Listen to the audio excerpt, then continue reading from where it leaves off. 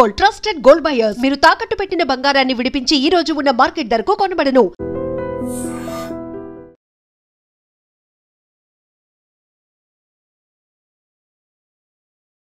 ఈ వారం మన గెస్ట్ 2009 బ్యాచ్ పోలీస్ ఆఫీసర్, పేరు వి రామకృష్ణ గారు, ఇన్స్పెక్టర్, పీటీసీ, తిరుపతి.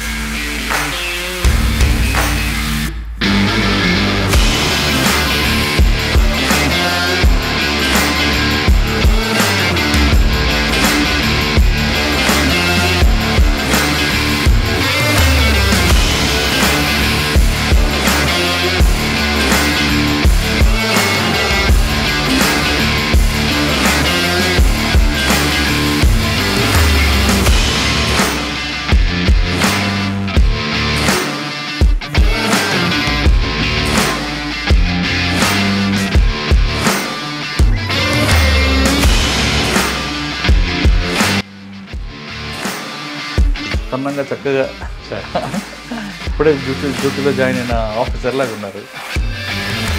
యూనిఫామ్ వేయక ముందు నుంచి మీరు మారదానా, యూనిఫామ్ అయిన తర్వాత మారదాం చేయాలనుకున్నారా?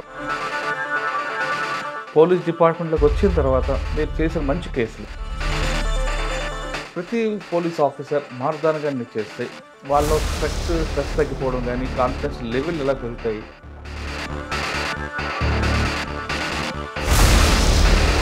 సిద్దిపేట అలా అనగానే ఒక నక్సల్స్ మూవ్మెంట్ ఉంటుంది, గిరాయిపల్లి, తోగుట, అటువైపు సిరిసిల్ల వైపు జనశక్తి, ఈ 3 ప్రాంతాలని మీరు ఎలాగ అప్పుడు వర్క్ నేర్చుకున్నారు? ఎక్కువగా మీకు ఛాలెంజ్ వచ్చిన ప్లేస్ ఏది? అంటే సార్, నేను ఒక 2 ఎన్కౌంటర్లలో ఉన్నాను నక్సలిజం పాయింట్ ఆఫ్ వ్యూలో. చెరుకు తోటలో ఒక మీటింగ్ జరుగుతూ ఉంటే, సో అది నా ఎస్ఐ కెరీర్లో ఫస్ట్ కేసు. అంటే ఒక గుర్తు తెలియని, గుర్తుపట్టడానికి వీలైనటువంటి ఒక శవాన్ని తిరుపతి టౌన్లో ఉన్నటువంటి ఒక ప్రాంతానికి సంబంధించినటువంటి ఒక లేడీ ఉంటుంది. హోంగార్డ్స్ ఇప్పిస్తానని, హోంగార్డ్ ఉద్యోగాలు ఇప్పిస్తాను, నాకు పోలీస్ శాఖలో పలుకుబడి ఉందని చాలామంది ఆఫీసుల దగ్గర నాకు భర్తకు మందు బాగా తాపిచ్చి ప్రియుడితో కలిసి అతని అనుచరులను పెట్టుకొని చంపి ఒక ఆత్మహత్యలాగా చిత్రీకరిస్తారు. చూడండి, స్మగ్లింగ్ చెప్పండి. అక్కడ అంబులెన్స్లో తీసుకొని పోయేది. ఇక్కడ క్రైమ్ నేచర్ ఏంటంటే బంగారు వ్యాపారస్తులు ఒక 5.5 కేజీల బంగారం పోతుంది. మార్నింగ్ స్టార్ అని ఒక ట్రావెల్స్ బస్సులో ఎక్కుతారు. శ్రీకాళహస్తి గుడి ఏ విధంగా ఉందో అలాంటి ఒక శివాలయం ఉంటుంది. ఆ దొంగతనం చేసిన దొంగలు ఆ దేవుని దగ్గరికి వెళ్తారు. వృత్తి గురించి చెప్పారు బాగా. మీ ప్రభుత్వం ఈ మార్గాన్ని ఎందుకు ఎంచుకున్నారు? ఆ బంగారుపాలెంలో ఉన్నప్పుడే ఒకరోజు ఇంటర్నెట్లో చూశాను సార్. ఎన్ని కేసు ఉంటారంటే? నేను ఇప్పటివరకు 2 సార్లు టాటా ముంబై మారథాన్ చేశాను సార్.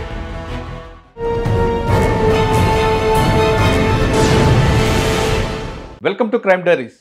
ఈ వారం మన గెస్ట్ 2009 బ్యాచ్ పోలీస్ ఆఫీసర్, పేరు వి రామకృష్ణ గారు, ఇన్స్పెక్టర్, పీటీసీ, తిరుపతి. రామకృష్ణ గారు పోలీస్తో పాటు మారథాన్ ప్రియుడు. ఆయనకి వృత్తి పోలీసింగ్ అయితే ప్రవృత్తి మారథాన్. ఆయన ఎందుకు మారథాన్ ఎంచుకున్నారు, ఇప్పటివరకు ఎన్ని చేశారు విషయాల్ని సార్ నడి తెలుసుకున్నాం. ఇది ఒకటే కాకుండా మంచి మంచి కేసులు కూడా ఆయన డిటెక్ట్ చేశారు. ఒక చిన్న లీడ్ తీసుకొని పక్క రాష్ట్రాలకు వెళ్ళి మరీ తీసుకొచ్చిన కేసులు కూడా ఉన్నాయి. ఆ విషయాలు అన్నిటి తెలుసుకున్నాం. సార్ నమస్తే అండి. నమస్కారం సార్. సన్నంగా చక్కగా సార్ ఇప్పుడే డ్యూటీలో జాయిన్ అయిన ఆఫీసర్ లాగా ఉన్నారు. ఇన్స్పెక్టర్గా వచ్చారు మీరు. Thank you sir. Sir, police officer అవ్వడం అనక బై ఛాన్సా బై చాయిసా అన్నది రొటీన్ క్వశ్చన్. అది కాకుండా యూనిఫామ్ వేయక ముందు నుంచి మీరు మారదానా, యూనిఫామ్ అయిన తర్వాత మారదాం చేయాలనుకున్నారా? ఒకటి.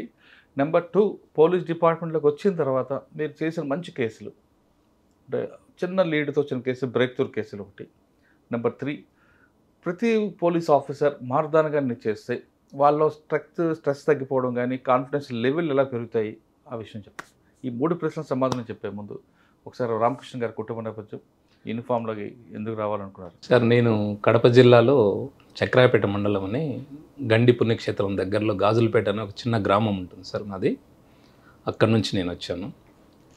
నేను ఇంటర్మీడియట్ అయిపోయిన తర్వాత డిగ్రీలో ఉన్నప్పుడు కానిస్టేబుల్ ఎగ్జామ్స్ రాసి 2001వ సంవత్సరంలో కడప జిల్లాలో అలాగే మెదక్ జిల్లాలో రాయడం జరిగింది. చివరికి నేను మెదక్ జిల్లాలో కానిస్టేబుల్గా ఎంపిక అవడం జరిగింది, నాన్ లోకల్ కేటా కింద. అక్కడ 2009వ సంవత్సరం వరకు అంటే నేను ఎస్ఐ అయ్యే వరకు సిద్దిపేట ఆ పరిసర ప్రాంతాలలో కానిస్టేబుల్గా పనిచేశాను సార్. ఫస్ట్ కానిస్టేబుల్ మీరు కానిస్టేబుల్గా పనిచేశాను సార్. కానిస్టేబుల్గా ఎవరైనా ఫస్ట్ ఎస్పీ మీకు 2001 అంటే సార్ నేను ఇనీషియల్గా నేను భర్తీ అయ్యేటప్పుడు వివి గోపాలకృష్ణ సార్ ఎస్పీ గారు ఉన్నారు. నేను ట్రైనింగ్ ముగించుకొని విజయనగరంలో వచ్చే సమయానికి సికాగోయల్ మేడం గారు ఉన్నారు. తర్వాత రాజేష్ సింగ్ చౌహాన్ సారు వీళ్ళందరూ ఎస్పీగా ఉన్నారు ఆ టైంలో. సార్ మీరు సిద్దిపేట చూసారు? సిద్దిపేట చేశాను. ఓకే, అంటే గోపాలకృష్ణ గారి టైంలో సిద్దిపేటలో మీరు ఉన్నారు. నేను ఇనిషియల్గా భర్తీ అయ్యేటప్పుడు సార్ ఎస్పీగా ఉన్నారు. సిద్దిపేటలో పనిచేశారు. పనిచేశాను. సిద్దిపేటలో అనగానే ఒక నక్సల్స్ మూవ్మెంట్ ఉంటుంది, గిరాయిపల్లి, అవును సార్, తోగుట, అవును సార్, అటువైపు సిరిసిల్ల వైపు జనశక్తి, అవును ఈ 3 ప్రాంతాలని మీరు ఎలాగ అప్పుడు వర్క్ నేర్చుకున్నారు? ఎక్కువగా మీకు ఛాలెంజ్ వచ్చిన ప్లేస్ ఏదండి? అంటే నేను భూంపల్లి అని ఒక దుబ్బాక సర్కిల్ పరిధిలో ఉన్నటువంటి భూంపల్లి అని ఒక పోలీస్ స్టేషన్లో పనిచేశాను సార్. ఆ పోలీస్ స్టేషను మేము 2001లో భర్తీ అయిన సమయంలోనే కొత్తగా ఏర్పాటు చేసినటువంటి ఒక పోలీస్ స్టేషన్. మిరుదొడ్డి మరియు దుబ్బాక మండలాలను కొన్ని గ్రామాలను తీసుకొని జ్యూరిడిక్షనల్గా ఏర్పాటు చేసినటువంటి స్టేషన్ అది. అక్కడ కోడవెల్లి దళం అని ఒక వాగు ఉంటుంది, కోడవెల్లి వాగు అని. ఆ కోడవెల్లి దళం అనేది ఉండేది. అప్పట్లో ఒక మావోయిస్టులే కాకుండా జనశక్తి నక్సలైట్స్ కూడా ఎక్కువ మంది ఉండేవాళ్ళు. బేసిక్గా మా పోలీస్ స్టేషన్ ఆ చుట్టుపక్కలంతా కూడా నక్సల్స్ ప్రభావిత ప్రాంతం అది. సానుభూతి పరులు కానివ్వండి, ఆ పార్టీలో యాక్టివ్గా పనిచేసే వాళ్ళు కానివ్వండి, యాక్షన్ టీమ్స్ కానివ్వండి, వీటి మూమెంట్ ఎక్కువగా ఉన్నటువంటి ప్రాంతం సార్ అది. ఈవెన్ మనం సర్కిల్ ఆఫీస్కి ఎవరైనా కానిస్టేబులము ఇప్పటి మాదిరి లేదు కాబట్టి, డిజిటల్ అంతా లేదు కాబట్టి, ఫిజికల్గా మనం ఏదైనా తపాలా తీసుకొని పోవాలన్నా కూడా సర్కిల్ ఆఫీస్కి కానీ సిద్దిపేటకు కానీ 10 మంది ప్రజలు ఏదైతే కమ్యూట్ చేస్తున్నారో అలాంటి ట్రాన్స్పోర్ట్ వెహికల్లోనే పోయేవాళ్ళం. ఎందుకంటే సేఫ్టీ. మీకు ఇన్స్పెక్టర్ నేను పనిచేసినప్పుడు ఎస్ఐగా హరిచంద్రారెడ్డి అని ఇప్పుడు డిఎస్పీగా ఉన్నారు సార్. సారు అవును, ఆయన బేసిక్గా ఆయన పెద్ద ఇన్స్పిరేషన్ కూడా నాకు. ఓకే, ఎందుకు అంటే సార్ ఇక్కడ మాదిరిగా అంటే తెలంగాణకు ఆంధ్రాకు చాలా తేడా ఉంటుంది పోలీస్ పరంగా. అంటే నేను అక్కడ ఇనిషియల్గా భర్తీ అయిన టైంలో ఒక ఎస్ఐ అంటే చాలా రెస్పెక్ట్ ఉండేది ప్రజలలో. అంటే ప్రజలకు సాధ్యమైనంత వరకు సహాయం చేయగలిగే పొజిషన్ ఉన్నటువంటి జాబ్ సార్ అది. సో ఆయన యాటిట్యూడ్ కానీ ఆ ప్రజల నుంచి ఆయనకు వచ్చే ఆ మంచి పేరు కానీ ఇదంతా అబ్జర్వ్ చేసాను క్లోజ్గా. సో హరిచంద్రారెడ్డి సార్ కూడా ఒక నాకు ఇన్స్పైర్ ఎస్ఐ కావాలి మన. ఆయన టైంలో పోలీస్ స్టేషన్లో మధ్య దాడులు, పోలీస్ స్టేషన్లో బ్లాస్టింగ్ కూడా జరిగాయి. అంటే భూంపల్లి ఎస్ఐగా ఉన్నది చాలా తక్కువ కాలం ఉన్నారు సారు. ఆ టైంలో సార్తో పాటు ఒక ఎన్కౌంటర్లో కూడా లైవ్ ఎన్కౌంటర్లో పాల్గొన్నారు. ఇక్కడ అది ఎన్కౌంటర్ జరిగింది మిరుదొడ్డి మండలంలో జరిగింది సార్. అది రుద్రారం అని ఒక గ్రామం ఉంటుంది. ఆ చెరుకు తోటలో ఒక మీటింగ్ జరుగుతూ ఉంటే ఇన్ఫర్మేషన్ మీద చేసాం దాని మీద. దాంట్లో కూడా ఒక 2 జనశక్తి నక్సలైట్స్ కూడా చనిపోయారు. సార్తో పాటు ఆ ఎన్కౌంటర్ ఉంది. ఇప్పుడు డిఎస్పీ ఎవరంటే మీకు సిద్దిపేట డిఎస్పీగా వెంకటేశ్వర్ నాయక్ సార్ అని దుబ్బాక సిఐగా ఉండేవాళ్ళు ఆయన. డిఎస్పీ వేరే సార్ ఉన్నారు సార్. సార్ పేరు గుర్తు రావడం లేదు. 2001లోనా 2003లో సార్. ప్రకాష్ రెడ్డి గారా? ప్రకాష్ రెడ్డి సార్. సార్ మన మధుకర్ స్వామి సార్ వాళ్ళు దుబ్బాక ప్రభాకర్ రెడ్డి గారు, ప్రకాష్ రెడ్డి గారు సిద్దిపేట. అవును సార్. ఆ పీరియడ్ తర్వాత మేము బంగారపాలెంలో పనిచేసాము హరిచంద్రారెడ్డి సార్తో పాటు. దాంతో పాటు దోపిడీ దొంగలు స్టేషన్ నుంచి పారిపోవడం చాలాగా ఉన్నాయండి కేసులు. చాలా ఉన్నాయి సార్. ఆ దుబ్బాక పరిసర ప్రాంతాలలో ఎక్కువ ఈ నక్సలిజము దాని తాలూకా.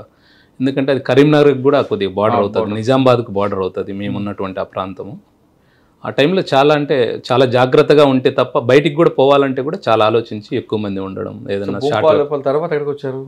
భూంపల్లి ఒక్కటే చేశాను సార్ నేను. ఆల్మోస్ట్ అక్కడున్న 7 సంవత్సరాల్లో నన్ను ఎవరు బదిలీ చేయలేదు, నేను బదిలీ కావాలని కోరుకోలేదు. అవును సార్. ఏమున్నాయండి మీకు మంచి వర్క్ అక్కడ? అంటే సార్ నేను ఒక 2 ఎన్కౌంటర్లలో ఉన్నాను నక్సలిజం పాయింట్ ఆఫ్ వ్యూలో. తర్వాత ఇంకా అప్పుడే మనకు కొత్తగా CCTNS అని కంప్యూటర్ ఇదంతా ఇంట్రొడ్యూస్ అవుతుంది పైలట్ ప్రాజెక్ట్గా. ఆ టైంలో దాన్ని అప్డేషన్ కోసం అని చెప్పి, మోరోవర్ అప్పటికి నా డిగ్రీ అయిపోవడము, డిస్టెన్స్లో డిగ్రీ చేశాను, పక్క జాబ్ చేస్తున్నాయి. దాని తర్వాత 2007లో పడిన SI నోటిఫికేషన్ కోసం బాగా ప్రయత్నం చేశాను, బాగా హార్డ్గా ప్రిపేర్ అయ్యాను. కొద్ది మార్కుల్లో 2007లో మిస్ అయింది. సో నా ఫోకస్ అంతా ఇంకా అంటే ఇక్కడ నుంచి బయలుదేరి వెళ్తే మనము రాయలసీమ జోన్లో సెలెక్ట్ అయితే SIగానే వెళ్ళిపోవాలన్న ఉద్దేశంతో లోకల్లో వేరే స్టేషన్కి మారే ఉద్దేశం కానీ అదంతా ఏం లేదు, అంతా సెటప్ అయిపోయింది. అక్కడ క్వార్టర్స్ కూడా ఉండేవి, మా మదర్ కూడా నాతో పాటు ఉండేవాళ్ళు. సో భూంపల్లి అనేది ఒక 3 స్టేర్ బిల్డింగ్ ఉంటుంది, చాలా పెద్ద పోలీస్ స్టేషన్, చాలా అందంగా ఉంటుంది. అక్కడే ఉండిపోయి అక్కడ 2007లో రాకపోయేసరికి మళ్ళీ 2009లో గట్టిగా ప్రయత్నం చేసి జాబ్ వచ్చిన తర్వాత 4th zone Kurnool zone select చేసుకుని ఇట్లా వచ్చేసి. అంటే మీ పోలీసింగ్కి బేస్ భూంపల్లి సార్, భూంపల్లి అనుబంధం ఉందా? సిద్దిపేట జిల్లా. అవును సార్. ఆల్మోస్ట్ అంతా నేను ఎస్ఎల్ఆర్ చేశారండి మీరు ఇప్పుడు? హరిచంద్ర రెడ్డి సార్ నేను ఫస్ట్ పని చేసినప్పుడు ఒక ర్యాంకర్ ఎస్ఐ సార్ ఉండేవాళ్ళు, తర్వాత హరిచంద్రారెడ్డి సారు, తర్వాత రాజు గారు అని చెప్పి రాజు గారు, తర్వాత మధుమోహన్ రెడ్డి సార్ అని కర్నూలు ప్రాంతం వాసి, తర్వాత సార్ నాంపల్లి ఇన్స్పెక్టర్గా కూడా టాస్క్ ఫోర్స్లో ఉస్మానియా చేశారు సార్ ఉన్నారు మాకు. తర్వాత ఇంకా మేము 2009లో జాబ్ వచ్చిన తర్వాత అక్కడ నుంచి రిలీవ్ అయ్యి మళ్ళీ ట్రైనింగ్కి వచ్చేసాం. 2009లో ట్రైనింగ్ అయిన తర్వాత సార్ ఫస్ట్ పోస్టింగ్ ఎక్కడ వచ్చింది? 2009లో ఫస్ట్ పోస్టింగ్ తిరుపతి వచ్చింది సార్. సాధారణంగా ఒక కానిస్టేబుల్ నుండి సార్ ఒక ఇన్స్పెక్టర్ కానీ ఒక ఎస్ఐ గారు అనుకోండి, సార్ కొంతమంది ఆఫీసర్లు చిన్న చూపు చూస్తుంటారు. అటువంటి చూపులు ఏమి ఎదురుపడ్డాయి మీకు? అలాంటిది ఎప్పుడు కానీ లేదు, మీరు కానిస్టేబుల్గా ఉంటూ చదువుకుంటూ ఎస్ఐకి ప్రిపేర్ అయ్యారు. అవును సార్. అక్కడ కూడా కొంచెం విభేదించే వాళ్ళు ఉంటారు, నీ కానిస్టేబుల్ నీవెందురా చదువుకోవడానికి, అటువంటి ఏమైనా చిత్కారాలు అవమానాలు వచ్చాయా? అంటే సార్ ఇక్కడ ఒక డిఎస్పీ సార్ ప్రకాష్ రెడ్డి సార్ని కలవడం జరిగింది సార్. నేను సిద్దిపేట డిఎస్పీ గారిని ఈ విధంగా ప్రిపేర్ అవుతున్నాను, నాకు కొద్దిగా వెసులుబాటు ఉంటుంది సార్, సబ్ జైల్లో గార్డ్ ఉంటుంది సార్ సివిల్ వాళ్ళది, ఇక్కడుండి నేను కొద్దిగా దగ్గరలో ఉన్నటువంటి గ్రూప్ 2 కోచింగ్ సెంటర్స్ అందు ఉండేవి కొన్ని. జయచంద్ర రెడ్డి అని ఒక ఎంఆర్ఓ గారు గ్రూప్ 2 కోచింగ్ సెంటర్ నడిపేవారు సిద్దిపేటలో. ఆ సారు వాళ్ళ కోచింగ్ సెంటర్స్కి, అలాగే రాఘవేంద్ర అని ఒక ఆయన ఐసెట్ కోచింగ్ నడిపేవారు.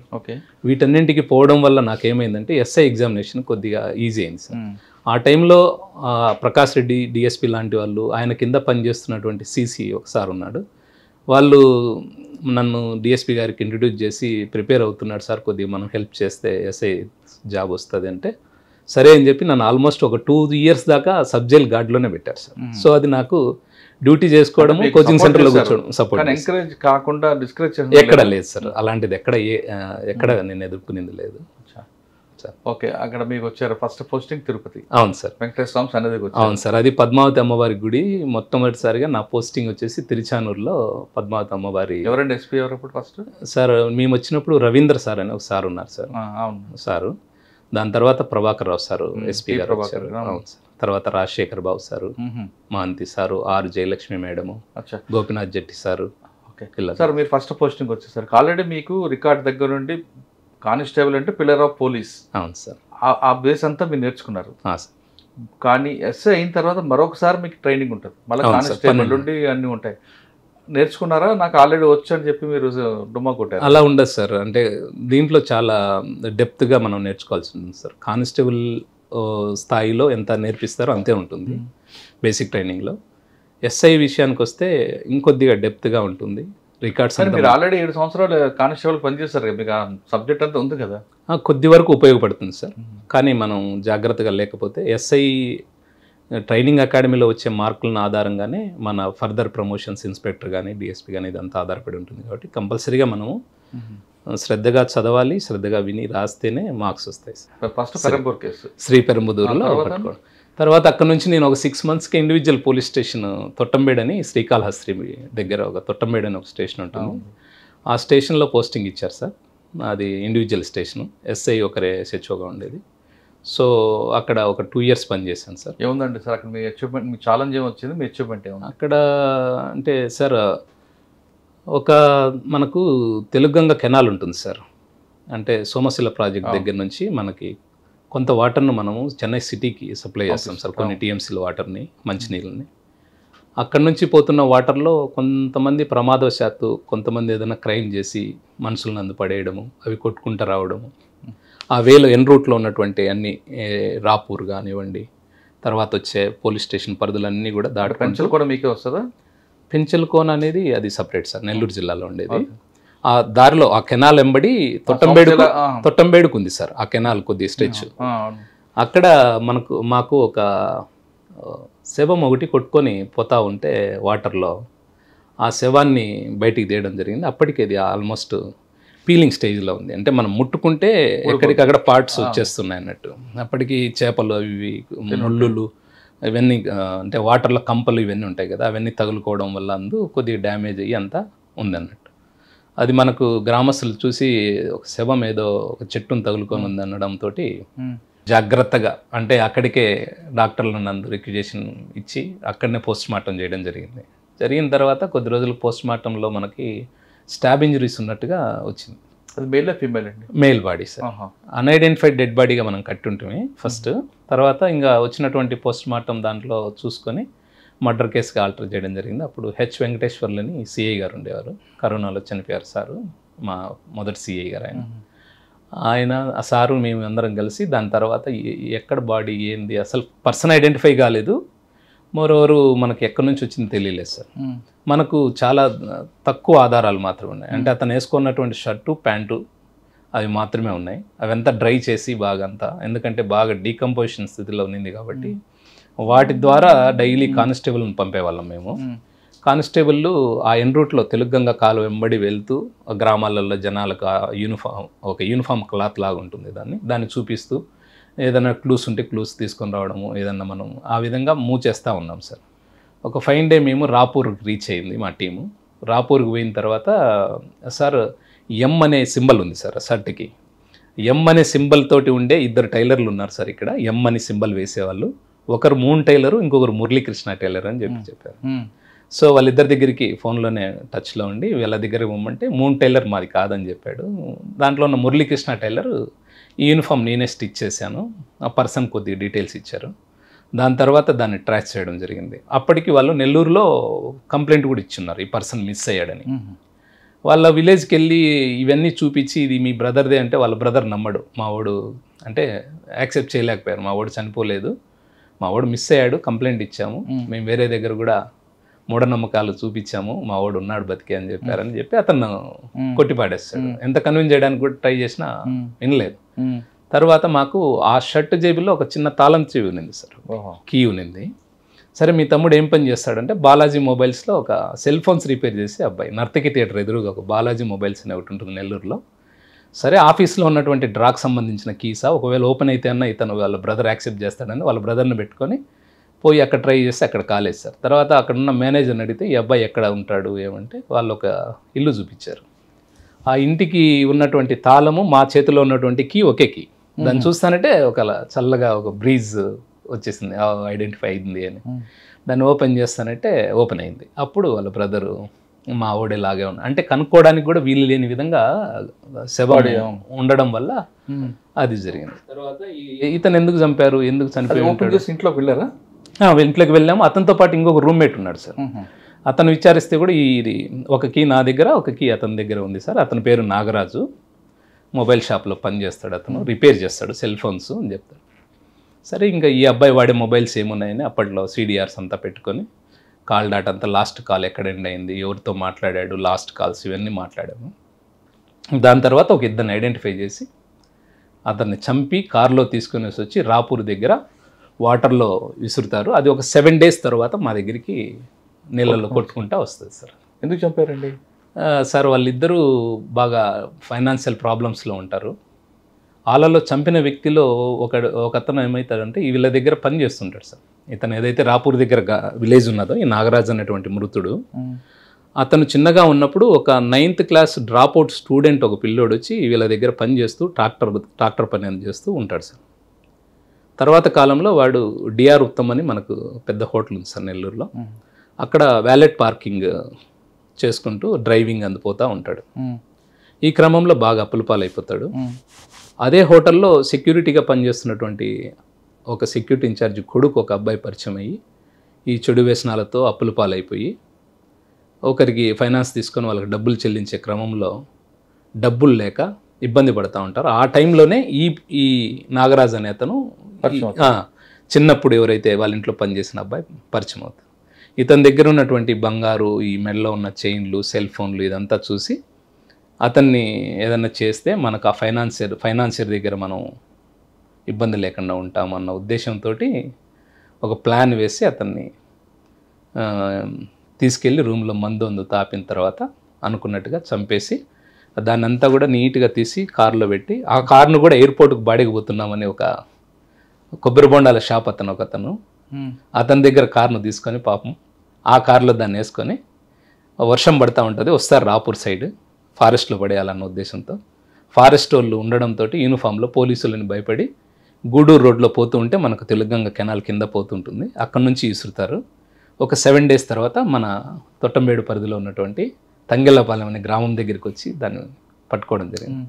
సో అది నా ఎస్ఐ కెరీర్లో ఫస్ట్ కేసు. అంటే ఒక గుర్తు పట్టడానికి వీలైనటువంటి ఒక శవాన్ని కనుగొనడం, దాని వెనక ఎవరున్నారనే దాన్ని అంతా కూడా ఫైండ్ అవుట్ చేయడం. సాధారణంగా నాలాలో కొట్టుకొచ్చిన శవం, చెరువులో కొట్టుకొచ్చిన శవం, చెరువులో తేలిన శవం, నదిలో కొట్టుకున్న శవం సార్ మీ ఆఫీసర్లు కొంతమంది చూసారంటే సార్ ఏం చేస్తారంటే, మీరు ఆఫీసర్లు కాదు, మీరు సబార్డినేట్స్ కానీ ఇది మంద కాదు ఎక్కడి నుంచి వచ్చిందని కొంచెం ముందు పంపిస్తారు. కానీ మీరెందుకు అది లాగి దాన్ని పుట్టుబోరలకు వెళ్ళాల్సి వచ్చింది? అంటే ప్యాషనా? సార్ అంటే మనకు వేరే ఇప్పుడు గ్రామస్తులు చూసిన తర్వాత మనం అలాంటి పనులు చేయడం లేదా దాన్ని పంపించడం లాంటివి చేస్తే అది చెడ్డ పేరు వస్తుంది సార్. అలాంటిది వాళ్ళు చూసినా చూడకపోయినా ఎవరైనా చేయాల్సిందే సార్. ఇది మోరోవర్ ఏంటంటే ఈ తెలుగంగ కెనాల్ ఏదైతే ఉందో చెన్నైకి పోయే టైంలో సత్యవేడు అనే ఒక ప్రాంతం దగ్గర ఒక మెష్ లాగా ఉంటుంది సార్. అక్కడ పోదు సార్, ఇంకా ఆడ అడ్డుపడతాయి. సో ఇలా మిస్ అయిన కేసులు, యాక్సిడెంటల్గా పడినోళ్ళు లేదా ఏదైనా క్రైమ్లో ఇన్వాల్వ్ అయిన మెజారిటీ కేసులు సత్యవేడు పోలీసులకు ఒక పెద్ద ప్రాబ్లం. అది ఛాలెంజ్ వాళ్ళకి పాపము దాన్ని ఐడెంటిఫై చేయడం కానీ దాన్ని తీసి అదంతా చేయాలంటే చాలా ఇష్యూస్ ఉంటాయి. అంటే ఆంధ్ర దాటి అయితే పోదు సార్. సో మీరు అన్నది కొన్ని సందర్భాల్లో జరగచ్చు, కానీ మనకు అవసరం లేదు. డెడ్ బాడీని తీసుకొచ్చి ఆయన అరెస్ట్ చేసే వరకు ఎన్ని రోజులు పట్టింది? ఒక మనకు మొబైల్ డేటా అందు ఇప్పుడు ఉన్నంత ఫాస్ట్గా వచ్చేది కాదు సార్. దానికి ఒక 3 days పట్టింటుంది. అరౌండ్ ఒక 12 రోజులలో కంప్లీట్ చేసాం సార్. వాళ్ళు అక్కడ నుంచి ఆ బంగారాన్ని తీసుకొని రాజంపేట అనే ఒక ఊర్లో పెట్టారు. ఆ బంగారాన్ని రికవరీ చేసి అదంతా చేయడానికి ఒక 12 రోజులు పట్టింది. తర్వాత అండి తొట్టంబేడులోనే ఇంకొక కేసు ఉంటుంది సార్. ఎందుకంటే మన తిరుపతి టౌన్లో ఉన్నటువంటి ఒక ప్రాంతానికి సంబంధించినటువంటి ఒక లేడీ ఉంటుంది. భర్తతోటి కొద్దిగా దూరంగా ఉంటుంది. పెళ్ళైన తర్వాత ఏదో వైవాహిక జీవితంలో వచ్చినటువంటి ఇబ్బందులతోటి ఆ క్రమంలో కొద్దిగా ఆమె అక్కడక్కడ బయట వెళ్ళడం ఇలాంటి చెడు పనులు చేస్తూ ఉంటుంది. ఆ క్రమంలో ఏపీఎస్పీ వెంకటగిరి బెటాలియన్లో పనిచేస్తూ అక్కడ రిమూవ్ ఫ్రమ్ సర్వీస్ అయినటువంటి ఒక ఏపీఎస్పీ కానిస్టేబుల్ ఒక అతను వీళ్ళకి పరిచయం అవ్వడం, ఈమెకి ఆమె దగ్గర ఉన్నటువంటి బంగారము దాన్ని తీసుకొని క్యాష్ చేసుకోవాలన్న ఉద్దేశంతో ఆమెను చంపడం, అదే మళ్ళీ తెలుగంగ కెనాల్లో వేయడం. 2013 మే నెలలో అతను వాటర్ ఉన్నదని శవం విసురుతాడు. వాటర్ లేక ఆ శవం అక్కడే ఉండిపోవడం, తెల్లారి చూసుకోలేదు సార్. అది మళ్ళీ మార్నింగ్ కాసరం అనే గ్రామానికి సంబంధించినటువంటి సర్పంచ్ కాల్ చేయడం, మేము వెళ్ళడం, దాన్ని బయటికి తీయడం, ఫోటోగ్రఫీ అంతా నీట్గా చేయించి బాగా పబ్లిసిటీ ఇవ్వడం, ఆమెను కనుక్కొనడం, వాళ్ళ పేరెంట్స్ వాళ్ళందరూ కనుక్కోవడం, వాళ్ళు వచ్చిన తర్వాత కంప్లైంట్ తీసుకొని ఈమె మొబైల్కి సంబంధించినటువంటి డాటాను కానీ ఎందుకు ఈమె ఎవరు చంపి ఉండొచ్చు అనేది ఇదంతా బ్యాక్ ఎండ్లో అంతా వెరిఫై చేస్తే ఒక 5 మంది ముద్దాయిలు ట్రేస్ అయ్యారు సార్. వాళ్ళల్లో ఒక్కొక్కరిది ఒక్కో రకమైనటువంటి స్టోరీ. చివరికి 5 మందికి జీవిత ఖైదు పడింది సార్. దాంట్లో ఇది సూపర్ అండి. 5 కలిపి చేశారా? 5 కలిపి చేశారు సార్. అంటే ఈ బండి ఏపీఎస్పీ కానిస్టేబుల్, సస్పెండెడ్ కానిస్టేబుల్ కాకుండా మరొకరు వివరాలలోకి వెళ్తే సార్, ఈ ఏపీఎస్పీ కానిస్టేబుల్ ఎవరైతే ఉన్నారో తను ఒకరోజు ఒక లాడ్జిలో ఒక వేశ్యతో కలుస్తాడు సార్. ఆమెకి చెప్తాడు నీకు లైఫ్ ఇస్తానని చెప్పి తీసుకొని పోయి సపరేట్గా ఒక రూమ్లో పెట్టుకొని ఒక సంసారం రన్ చేస్తూ ఉంటాడు.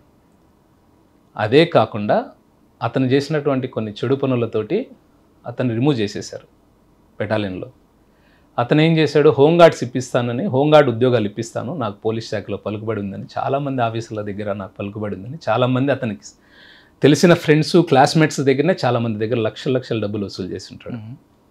ఈ క్రమంలో ఏం చేస్తాడంటే ఆ భార్య ఎవరైతే అతను చేసుకున్న వేశ్య ఉన్నదో ఈ ఉన్న డబ్బులంతా కరిగిపోవడం, చివరికి మళ్ళీ ఆమెతో ప్రాస్టిట్యూషన్ స్టార్ట్ చేస్తాడు. ఈ క్రమంలో విక్టిమ్ ఎవరైతే ఉన్నారో ఆ లేడీకి సంబంధించినటువంటి కాంటాక్ట్ నుండి ఎవరన్నా వస్తే ఈమె కూడా వెళ్తుంది అని చెప్పి ఆమెను పంపి వచ్చే డబ్బులు తీసుకోవడం. అంటే ఒక 2000 అమౌంట్ వచ్చింది అనుకోండి, విక్టిమ్కి ఒక 1000 1500 ఇవ్వడం, వీడు 1500 పెట్టుకోవడం, ఈ విధంగా చేస్తూ ఉన్నాడు. ఈ క్రమంలో ఎక్కడో ఇద్దరి మధ్య కొద్ది డిస్ప్యూట్ వచ్చి ఆమె ఏదో రూడ్గా ప్రవర్తించిందని దాన్ని మనసులో పెట్టుకొని వీడు ఒకరోజు ఆమె బర్త్డేకి గంగమ్మ గుడి ఉంది సార్ మనకి ఇక్కడ, తాతయ్య గుంట గంగమ్మ గుడి, ఆమె స్కూటర్లో పోతూ ఉంటే వీడు వీంతో పాటు ఉన్న ఆ లేడీ ఎవరైతే ఉందో ఆ లేడీ ఇద్దరు చూసి ఇంత గోల్డ్ ఉందా ఈమె దగ్గర, మనం చాలా కష్టాల్లో ఉన్నాము, ఈమెకి ఎవరూ లేరు ఆల్రెడీ భర్తతో కూడా దూరంగా ఒంటరిగా ఉంటుంది అని ఒక ప్లాన్ వేసి ఈ హోంగార్డ్ ఉద్యోగాలు ఇప్పిస్తానన్న ఫ్రెండ్స్ ఎవరైతే ప్రెజర్ చేస్తున్నారో డబ్బుల కోసం వాళ్ళందరినీ డబ్బులు సెటిల్ చేస్తాను రమ్మని పిలిపించి ఆ లేడీకి వేరే దగ్గర నుంచి చెన్నై నుంచి ఒక పర్సన్ వస్తున్నాడు, అతన్ని మీట్ అయితే మనకి ఎక్కువ అమౌంట్ వస్తుందని, ఆమె నాది ఈరోజు బర్త్డే నేను యాడికి పోనన్నా కూడా బలవంతం పెట్టి అర్ధగంట సేపే టైం అది ఇది అని చెప్పి తీసుకొని వచ్చి ఒక దగ్గర పెట్టి ఫ్రెండ్స్ అందరినీ పిలిచి మీరు ఈ పని చేయకపోతే మీ డబ్బులు రావు, మీరు చేయకపోయినా నేను చేసి మీ పేరు చెప్తాను అని వాళ్ళని కన్విన్స్ చేసి అందరూ కలిసి ఆమెను చంపి. ఎంతమంది అంటే వాళ్ళు? 5 సార్. 3 వాళ్ళు, వీళ్ళిద్దరు 5. Male and female. Male and female ముగ్గురు. ఎవరు ప్రెజర్ ఇస్తున్నారు? వాళ్ళు ప్రెజర్ ఇస్తూ డబ్బులు ఇమ్మని చెప్పి అడుగుతున్నారు. వాళ్ళంతా స్నేహితులే. దాంట్లో ఒక డిగ్రీ చదువుతున్న పిల్లోడు కూడా ఒకడు ఉంటాడు. అయ్యో. వాడు ఇంటి ఎదురుగా ఉంటాడు. వీడు రిమూవ్ అయినా కూడా యూనిఫామ్ వేసుకొని తిరుగుతూ ఉంటాడు. వాడు క్రేజీగా పోలీస్ కదా ఏదన్నా మనకు ఉపయోగపడతాడని తిరుగుతూ ఉంటాడు. వాని హెల్ప్ కూడా తీసుకొని ఆమెను చంపేసిన తర్వాత అక్కడి నుంచి ఆ హోంగార్డ్ ఉద్యోగానికి డబ్బులు కట్టిన వ్యక్తి కారులోనే తీసుకొని ఆమె స్కూటర్లో, ఆమె వచ్చిన స్కూటర్లో ఇతను ముందు పోతూ యూనిఫామ్లో తిరుపతి నుంచి బయలుదేరి రేణుగుంట దాటి ఏర్పేడు దాటి శ్రీకాళహస్తి దాటి టువర్డ్స్ వెంకటగిరి వైపు, అంటే అతను ఆ ప్రాంతం అన్నట్టు, దాంట్లో ఉన్న ఐపీఎస్పీ కానిస్టేబుల్ది బాలాయపల్లి మండలం అతను. అతను వాటర్ పోతున్నాయి అనుకున్నాడు, ఈ మధ్యకాలంలో పోయినట్లేడు ఆ కెనాల్ వైపు. సో పైనుంచి ఇసురుతారు, మూట అంతా ప్రిపేర్ చేసి చేస్తారు. ఉదయం 10 గంటలకు ఆమె తింపులు వేటప్పుడు చూస్తారు, ఒక పథకం ప్రకారం రాత్రికి చంపుతారు. చంపిన తర్వాత దాన్ని అక్కడ పడేస్తారు. అది వాటర్ లేకపోవడంతో అక్కడే ఉంది. మార్నింగ్ గ్రామస్తులు బ్లడ్ స్టెయిన్స్ ఇదంతా మూటకు ఉండడంతో డౌట్ పడి ఫోన్ చేయడం, మేము పోవడము. ఇంకా మనం కొద్దిగా బాడీ ఐడెంటిఫై చేయాలి. ఫస్ట్ ఐడెంటిఫై చేస్తే సగం కేసు మనకి డిటెక్ట్ అయిపోతుంది సార్. సో దానికోసం అంతా బాగా క్లీన్ చేయించి ఫోటో ఇస్తే న్యూస్ పేపర్లో చూసి ఒక కాల్ వస్తుంది. మేము అందాక దాన్ని ఫ్రీజర్లో పెట్టాము. అంటే అన్నౌన్ డెడ్ బాడీ ఏదైనా వస్తే ఓ 2-3 డేస్ మనం ప్రిజర్వ్ చేస్తాం సార్. ఎందుకంటే వాళ్ళకి సంబంధించిన ఎవరైనా ఐడెంటిఫై చేస్తారేమో అన్న ఉద్దేశం. వాళ్ళు రావడం, వాళ్ళకి చూపించిన తర్వాత వాళ్ళు ఐడెంటిఫై చేయడం, తర్వాత ఇంక ఫర్దర్ ఇన్వెస్టిగేషన్లో మొత్తం ఇదంతా. ఇక్కడ మీకు లీడ్ ఎక్కడ వచ్చిందండి? మనకు phone data sir. Phone data అంటే ఫోన్ డాటాలో కూడా తిరుపతి బస్ స్టాండ్లో ఒక సెల్ ఫోన్ ఎవరో పోగొట్టుకున్న సెల్ ఫోన్ తీసుకొని కాల్స్ చేస్తాడు. కానీ సెల్ ఫోన్ అది కూడా తప్పేనా? ఫోన్ తనదే, ఐఎంఈ సేమ్ వస్తుంది, సిమ్ కార్డు వేరే ఉంటుంది. ట్రై చేశాడు, అంత ఏదో క్లూ దొరుకుతుంది సార్. దొరకకుండా పోయే అవకాశమే లేదు. అందరూ కన్విక్షన్ వచ్చిందంటే 5గురికి జైలు జీవిత ఖైదు పడింది. సూపర్ అండి, ఇది సూపర్. తర్వాత అంటే అక్కడి నుంచి ఎక్కడికి వచ్చారు? నేను తొట్టంబేడులో, దాని తర్వాత శ్రీకాళహస్తి 2 టౌన్ పోయాను సార్. సార్ శ్రీకాళహస్తి 2 టౌన్కి వెళ్ళక ముందు నుండే మీరు మారథాన్ ఉన్నారు, తర్వాత వచ్చారా? లేదు సార్, నేను నా మారథాన్ జర్నీ 2021 నుంచి స్టార్ట్ అయింది. అచ్చా 2009 నుంచి 2021 వరకు సర్వీస్లో ఉన్నారు. 21 నుంచి మారథాన్. 21. ఓకే. శ్రీకాళహస్తి 2 అక్కడే ఉందండి మీకు ఛాలెంజ్. అప్పుడు ఎవరు ఎస్పీ? శ్రీకాళహస్తి ఇన్స్పెక్టర్ ఎవరు అప్పుడు? సార్ జగదీష్ నాయక్ గారని డిఎస్పీ ఉన్నారు సార్. సార్ ఇప్పుడు సార్ ఉండేవాళ్ళు. అక్కడే ఛాలెంజ్ ఏం నేర్చుకున్నారు? అక్కడ ఒక మర్డర్ కేసు చేసాం సార్. దాంట్లో కూడా 5గురికి జీవిత ఖైదు పడింది. అదేంటంటే కేసు అంటే ఇల్లీగల్ ఇంటిమసీ పెట్టుకొని అతన్ని భర్తకు మందు బాగా తాపించి ప్రియుడితో కలిసి అతని అనుచరులను పెట్టుకొని చంపి ఒక ఆత్మహత్యలాగా చిత్రీకరిస్తారు. ఎలా అండి అది? సార్ శ్రీకాళహస్తిలో ఒక లాడ్జ్లో ఒక మేనేజర్గా పనిచేస్తున్నటువంటి ఒక వ్యక్తి అదే శ్రీకాళహస్తి టౌన్లో వేరే ఉన్నటువంటి వ్యాపారస్తుని భార్యతోటి అక్రమ సంబంధం ఉంటుంది. అతనికి ఉన్నటువంటి భర్తకున్నటువంటి తాగుడు అలవాటుని ఆసరాగా చేసుకొని భర్తను మనం ఎలిమినేట్ చేస్తే హ్యాపీగా ఉండొచ్చు అన్న ఒక కాన్సెప్ట్ తోటి. పిల్లలు 2 పిల్లలు సార్. 2 పిల్లలు ఉండగా ఇంకొక ఆయనతో ఉండడం వల్ల అతనికి పెళ్ళయింది, అతనికి పిల్లలు ఉన్నారు. ఈ క్రమంలో ఒక స్కెచ్ వేసి దాని ప్రకారంగా అతన్ని తీసుకొని పోయి మందు దాపిస్తారు. స్కిట్ అని ఇంజనీరింగ్ కాలేజ్ ఉంది, అక్కడ అతని బండి పడినట్టు యాక్సిడెంటల్గా అతను పడిపోయినట్టుగా క్రియేట్ చేస్తారు. ఒక మార్నింగ్ మనకు కాల్ వస్తుంది, పోలీసులు మనతో అక్కడ పోయి సీన్ ఆఫ్ అఫెన్స్ చూస్తూనే మనకు కొద్దిగా ఇది యాక్సిడెంట్ కేసు కాదు అనేది మనకు ఐడియా వస్తుంది. స్పాట్ చూడగానే ఐడియా వస్తుంది. అంటే వెహికల్ పడిన విధానం కానీ ఆ పర్సన్ పడిన విధానం కానీ ఇదంతా కూడా మనకు కొద్దిగా. ఇంకోటి అతను నోట్లో కూడా కొద్దిగా నురగలాగా రావడం, అంటే పాయిజనస్ ఏదో అతను తాగన్నా ఉండాలి లేదా ఎవరన్నా తాపిచ్చి ఉండాలన్న ఉద్దేశంతో ఈ విధంగా వైఫ్ దగ్గరనే కంప్లైంట్ తీసుకున్నాం. మా దగ్గర ఆమె ఉంది, ఫర్దర్ ఇన్వెస్టిగేషన్ అంతా వెళ్ళాం, అందరూ దొరికారు, పట్టుకున్నాం, అందరికి జీవిత ఖైదు పడింది. ఎక్కడ మీకు లీడ్ ఎక్కడ వచ్చిందండి? కాల్డాట సార్. కాల్డాట. ఆ మాత్రం అంతవరకు బ్రేక్ అవ్వలేదు. ఆమెకి ఏమి తెలియనట్టుగానే ఉంది. చివరికి ఆమెకు కూడా జీవిత ఖైదు పడింది. దాంట్లో ముఖ్యంగా పిల్లల సాక్ష్యం బాగా పనిచేసింది సార్. ఆమె పిల్లలది, చనిపోయిన వ్యక్తి యొక్క పిల్లలు ఎవరైతే ఉన్నారో వాళ్ళు ఇచ్చినటువంటి ఎవిడెన్స్ క్రూషియల్గా పనిచేసింది మనకి. అంటే వాళ్ళు చెప్పడం, ఇతను ఇంటికి వస్తే వాళ్ళను పక్కన పడుకోబెట్టడం, వాళ్ళతో కలిసి ఉండడం, ఇలాంటి అన్ని విషయాలు కూడా పిల్లలు కోర్టులో చెప్పడంతో అది, అలాగే మన ఇన్వెస్టిగేషన్ అంతా కూడా కలిసి. సార్, ఆ కేసులో తండ్రి చనిపోయాడు, తల్లి జైలుకి వెళ్ళిపోయింది, మన పిల్లల పరిస్థితి ఏంటండి? ఉన్నారు సార్, వాళ్ళ బాబాయ్ ఒక అతను ఉన్నారు, అతను బాగా రెస్పాన్సిబుల్ పర్సన్, అతను టేక్ కేర్ చేస్తున్నారు. ఇప్పుడు ఆవిడ ఇంకా జైల్లో ఉందా? ఇప్పుడు లేటెస్ట్గా తెలియదు సార్. ఓకే, కన్విక్షన్ వచ్చింది. ఓకే, ఇంకేమన్నాడు కాళహస్తిలో మీకు? కాళహస్తిలో ఇది చేశాను సార్. తర్వాత కాళహస్తి 2 టౌన్ తర్వాత నాకు ఎలక్షన్ కోడ్ రావడంతో అలిపిరికి వచ్చాను. అలిపిరి కొద్ది రోజులు పనిచేశాను. అలిపిరిలో దాని తర్వాత శ్రీకాళహస్తి రూరల్ వెళ్ళాను, అక్కడ కొద్ది రోజులు ఉండి ఏర్పేటలో మీకు రాజశేఖర్ కరోనా టైంలో చనిపోయారు రాజశేఖర్ సార్. దాని తర్వాత బివి శ్రీనివాసులని ఒక ఇన్స్పెక్టర్ గారు ఇప్పుడు సత్యవేడ్లో ఉన్నారు సార్, శ్రీ సిటీలో పనిచేస్తున్నారు సార్ దగ్గర చేశాను. ఎలక్షన్ పాయింట్ ఆఫ్ వ్యూలో 3 years కంటే ఎక్కువ ఒకే సబ్ డివిజన్లో ఉన్నాం కాబట్టి అక్కడ బదిలీ చేయడం. తర్వాత అగైన్ మళ్ళీ శ్రీకాళహస్తి రూరల్, దాని తర్వాత ఏర్పేట పోవడం జరిగింది సార్. ఏర్పేటలో ఉన్నప్పుడు రెడ్ శాండిల్ వర్క్ బాగా జరిగింది సార్. ఏర్పేట వరకు వెళ్ళకముందు సార్ అలిపిరిలో చేస్తున్నప్పుడు ఎక్కువగా ట్రాఫిక్ ప్రాబ్లం సార్, తర్వాత ఆఫీసర్లకు రూమ్లు ఏర్పాటు చేయడం, ఇవన్నీ ప్రోటోకాల్ ఉండేది. ప్రోటోకాల్ అంటే నేను పనిచేసింది 2015 సార్. ఆ టైంలో అంటే ఇన్స్పెక్టర్ గారు SHOగా ఉన్న దగ్గర ఎస్ఐలకి కొద్దిగా బర్డెన్ ఉంటుంది సార్, సెక్టార్ వైజ్గా ఉంటుంది. నాకు ఈ జీవకోన మంగళం వరకు నాకు ఈ పోలీస్ స్టేషన్కి ఈస్టర్న్ సైడ్ ఉన్నటువంటి పార్ట్ అంతా నాదే ఉండేది, లెఫ్ట్ సైడ్ లీలామహల్ నుంచి స్ట్రైట్గా LIC ట్రైనింగ్ సెంటర్ అనే రూమ్స్ లేవు అక్కడ. అక్కడ వరకు అదంతా కొద్దిగా స్లమ్ ఏరియా, ఎక్కువ ఈ రెడ్ శాండిల్ రిలేటెడ్ ముద్దాయిలు, అలాగే పైన పనిచేసేవాళ్ళు, దేవుడి కొండ మీద పనిచేసే వాళ్ళందరూ ఎక్కువ ఉంటారు. బాగా గొడవలు అంతా జరుగుతూ ఉంటాయి. వాటిని అన్నింటినీ ప్రివెంట్ చేసుకుంటూ అప్పుడు DSP గారు రవిశంకర్ రెడ్డి సార్ అని ఉండే, బాగా రౌడీ షీట్స్ ఇవన్నీ బాగా ఓపెన్ చేసాం.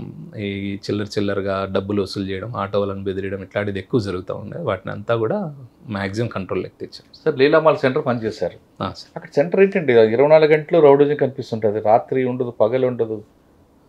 మ్యాక్సిమం బాగా చేస్తున్నాం సార్, ఇంకా తగ్గింది, ముందుతో పోలిస్తే బాగుంది. ఇప్పుడు తెల్లవారుజామున బస్సు దిగిన వాళ్ళకి ప్రాబ్లం ఉంటుంది సార్, నైట్ టైం అక్కడ టిఫిన్ సెంటర్ తినేవాడికి ప్రాబ్లం ఉంటుంది సార్.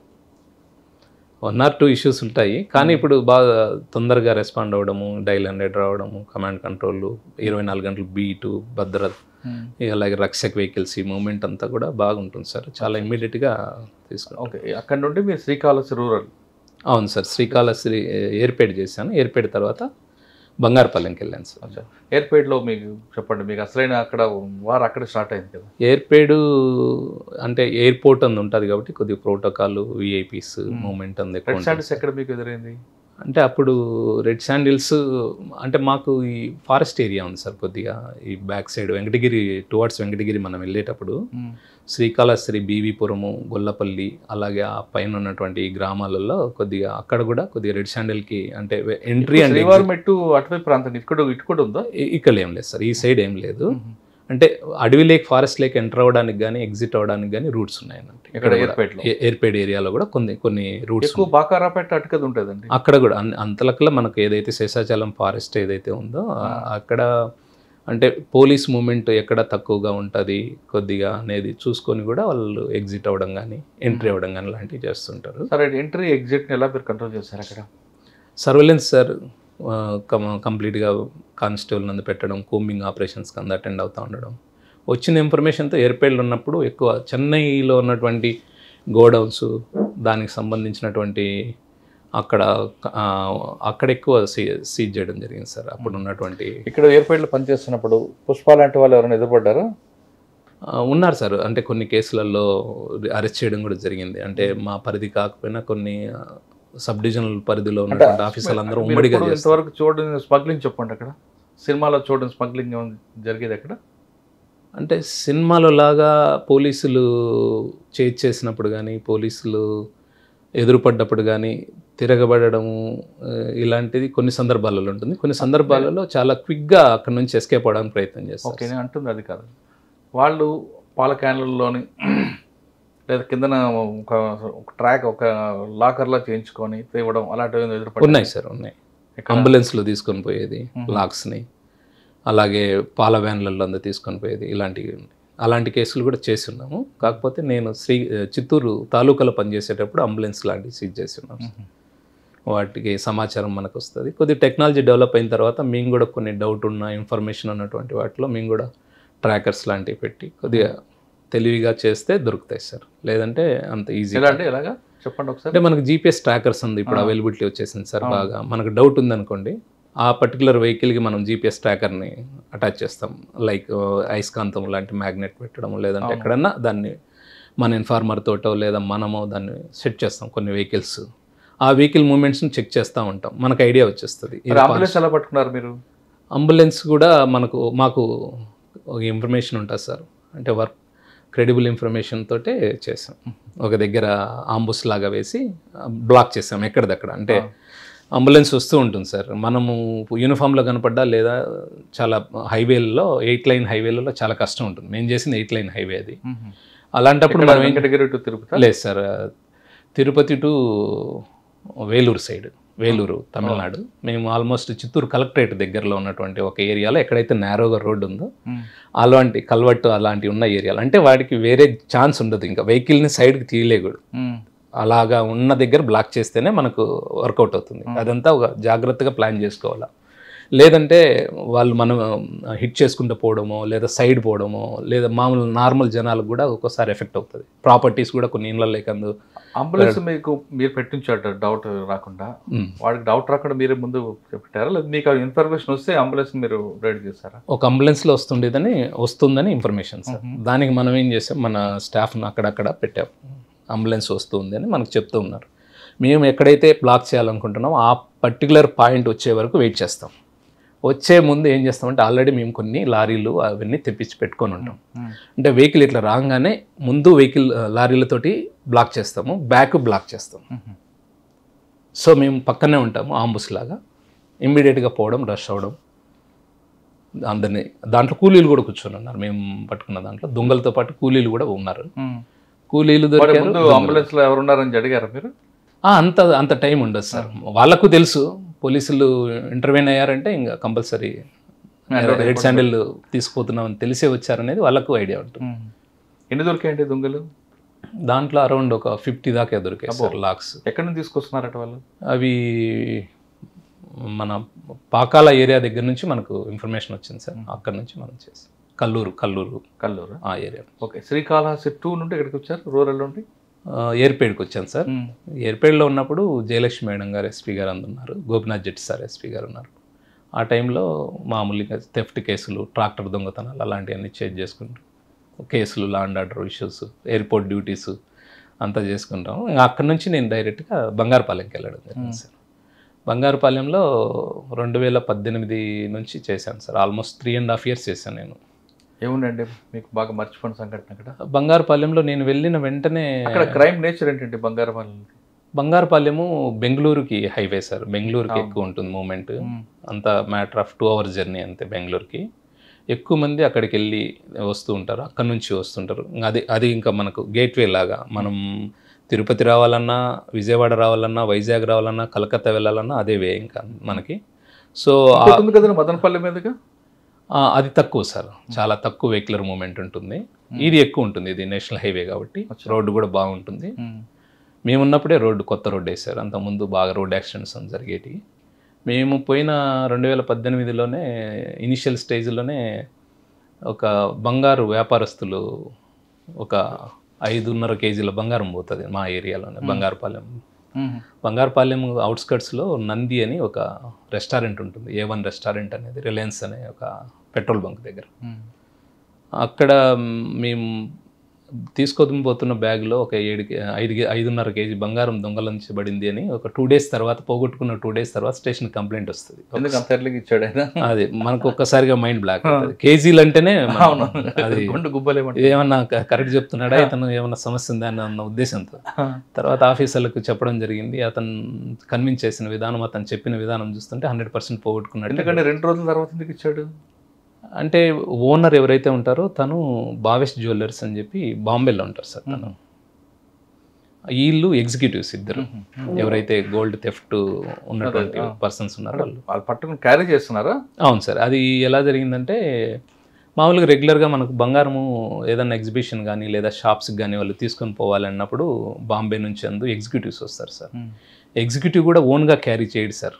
వాస్తవంగా మనకి పార్సెల్ ట్రాన్స్పోర్ట్ సిస్టమ్స్ ఉన్నాయి ఇప్పుడు. అంతా కాస్ట్లీ గోల్డ్ కానీ క్యాష్ కానీ బంగారం కానీ అదంతా ఆర్ముడ్ ఎస్కార్ట్తోనే వాళ్ళు తీసుకెళ్తారు.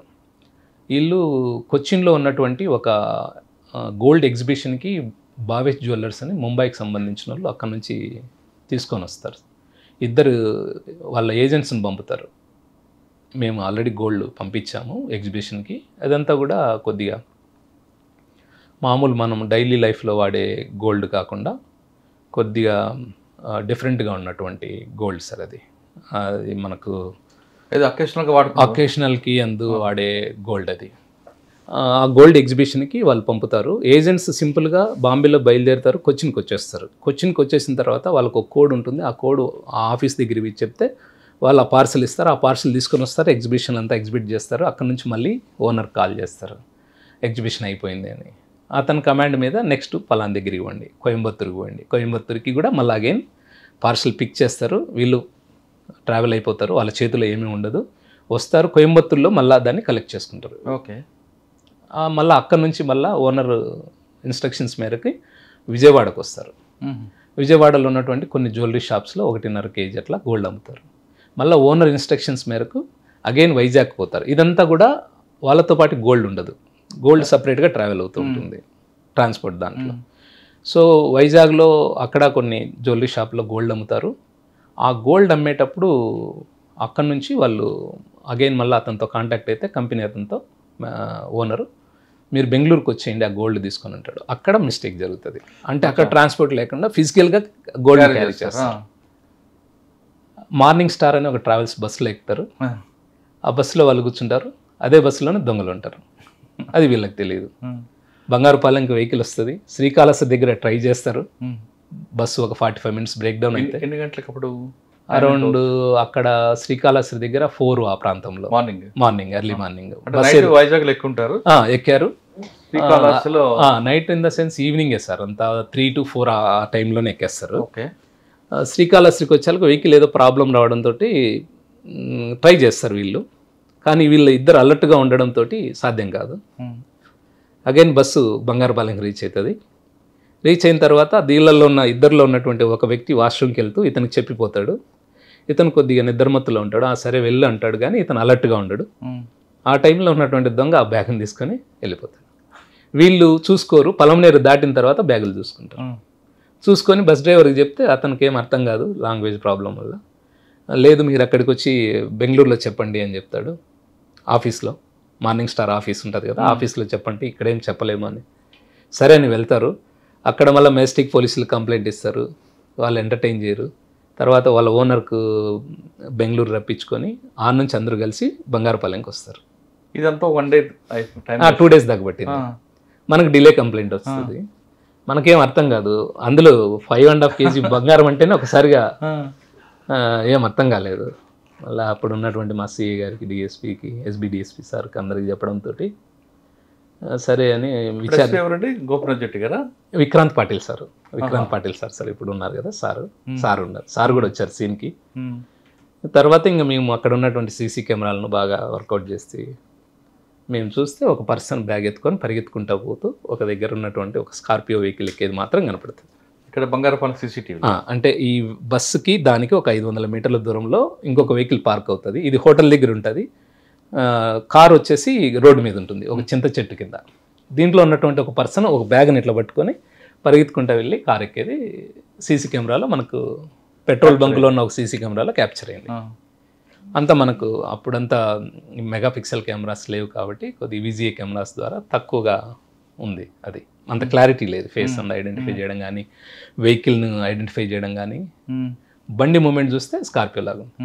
దాని తర్వాత దాన్ని ఇంకా సీసీ కెమెరాలు డెవలప్ చేసుకుంటూ కొన్ని వందల గంటల సీసీ కెమెరాలని చెక్ చేసుకుంటూ, అప్పుడు మనకు ఈ కెమెరాస్ ఉండేవి సార్, మ్యాట్రిక్స్ కెమెరాస్ అని ఏపీ అంతా ఉండేవి 2018. ఆ కెమెరాస్ని పట్టుకొని చిత్తూరు కలెక్టర్ గారి ఆధ్వర్యంలో ఆఫీస్లో ఉంటుంది అక్కడ కమాండ్ కంట్రోల్ లాగా, అక్కడ కూర్చొని మేము వెహికల్ని అప్ టు కర్నూలు దాకా ఒక 2 అవర్స్లో చెక్ చేసుకుంటాం. అంటే నెక్స్ట్ కెమెరా అట్లా చూసుకుంటూ వచ్చేస్తాం. ఓకే, థెఫ్ట్ అయింది, వెహికల్ వెళ్ళిపోయింది అని. దాని మీద ఒక టీమ్స్ అన్ని ఎస్పీ గారు ఫామ్ చేయడం, దాంట్లో ఒక 15 రోజులలోనే ఇంటాక్ట్ గోల్డ్ని తీసుకొని వచ్చాం సార్. ఎక్కడ దొరికిందండి ఇది? ఇది మేము పూణేలో జిజోరి అనే ఒక ప్లేస్ ఉంది సార్. జిజోరి అనే ఒక శివాలయం, మనకు శ్రీకాళహస్తి గుడి ఏ విధంగా ఉందో అలాంటి ఒక శివాలయం ఉంటుంది. ఆ దొంగతనం చేసిన దొంగలు ఆ దేవుని దగ్గరికి వెళ్తారు. వాళ్ళంతా ఒక దగ్గర ఉన్న టైంలో వాళ్ళను అప్రహెండ్ చేయడం జరిగింది. దానికి చాలా కష్టం. వీళ్ళ దగ్గర గోల్డ్ అనే విషయం వాళ్ళకెళ్ళి తెలిసింది సార్. వాళ్ళ వెహికల్ ఫాలో అయ్యారు, వచ్చిన తర్వాత ఇక్కడ బంగారపాలెం దగ్గర బస్సులోకి వెళ్ళినప్పుడు అక్కడ డ్రైవర్ కానీ క్లీనర్ కానీ ఏం చేశారు? అబ్జెక్షన్ చేయలేదా? మా పాసింజర్ కాదు కదా సార్. యాక్చువల్గా సార్ మనకు సోలాపూరు, అహ్మద్నగర్, ఓస్మానాబాదు మహారాష్ట్రకు సంబంధించినటువంటి ప్రాంతాలలో కొన్ని గ్యాంగ్స్ ఉన్నాయి సార్. వీళ్ళు ఏం చేస్తారంటే గోల్డ్ను బాగా విలువైనటువంటి ఆర్టికల్స్ మాత్రమే దొంగతనం చేస్తారు. వీళ్ళు జ్యువెలరీ షాపుల దగ్గర అందుకు కాపు కాస్తారు సార్, రెక్కీ చేస్తారు. షాప్లో నుంచి బయటకు వస్తున్నటువంటి వ్యక్తిని ఇతను ఏదైనా కంపెనీ నుంచి వచ్చిన ఎగ్జిక్యూటివా, ఈ బంగారు వర్తకుడా కాదనే దాన్ని ఐడెంటిఫై చేస్తారు. ఐడెంటిఫై చేసి ఒక సింహం మాదిరి వేటాడతారు. ఒక లేడీని ఒక సింహం ఎట్లయితే, మా దాంట్లో మా పర్టికులర్ కేసులో వైజాగ్లో ఒక జ్యువెలరీ షాపు పేరు, వేరే జ్యువెలరీ షాప్లో నుంచి వాళ్ళు బయటకు వస్తుంటే, ఈ ఇద్దరు వ్యక్తులు ఎవరైతే బంగారు వర్తకులు ఉన్నారో వాళ్ళు వస్తూ ఉంటే వాళ్ళను చూసి వీళ్ళిద్దరు దగ్గర ఆ గోల్డ్ బ్యాగ్లు అవంతా చూసి డివైడర్లు క్రాస్ చేస్తూ వస్తున్నారు. సీసీ కెమెరా మేము చూస్తే ఒక సింహం లాగా అట్లా వచ్చి వీళ్ళని వెంటనే ఫాలో అవుతూ వీళ్ళు వచ్చి ఒక రమా అనే ఒక థియేటర్ దగ్గర వచ్చి మార్నింగ్ స్టార్ ట్రావెల్స్ ఆఫీస్లో ఏదైతే మనం టికెట్లు కొన్ని దగ్గరలో అమ్ముతారు సార్, ట్రావెల్స్ అక్కడ వీళ్ళు 2 టికెట్లు కొన్న వెనకనే వీళ్ళు వచ్చి ఇంకో 2 టికెట్లు కొంటారు.